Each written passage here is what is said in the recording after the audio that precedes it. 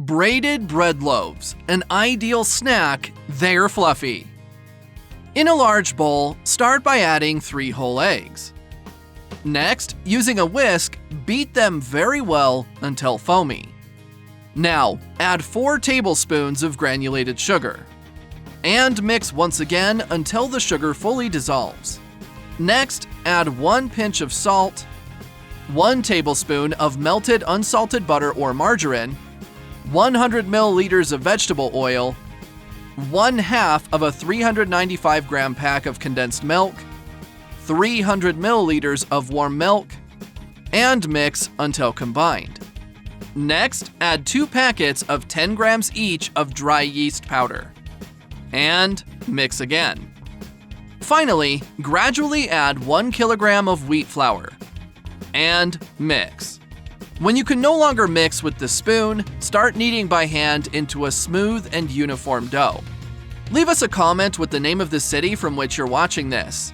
I'd like to give you a shout out and thank you for sharing this recipe. To make this step easier, transfer the dough to a table and knead for 5 minutes. This is the right consistency: a smooth, uniform, and soft dough. Put the dough back in the bowl, cover with a tablecloth, and let it rise for 30 minutes. After this indicated time, the dough has risen and doubled in size.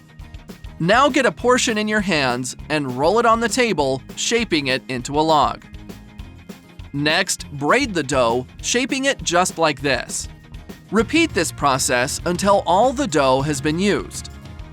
If you've made it here, that means you're enjoying our recipe. So click the share button and share this video with all your friends. It won't cost you anything, but for us, it will make all the difference. Once you've done that, transfer all the pieces of braided dough to a baking tray greased with margarine and wheat flour. Cover them with a tablecloth and let them rise for another 25 minutes. After this indicated time, the pieces of braided dough have nicely risen. Take to a preheated oven at 180 degrees Celsius or 356 degrees Fahrenheit and bake for 35 minutes. After this indicated time, the pieces of braided dough have baked through.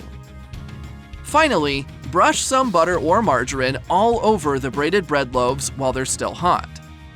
But this step is totally optional.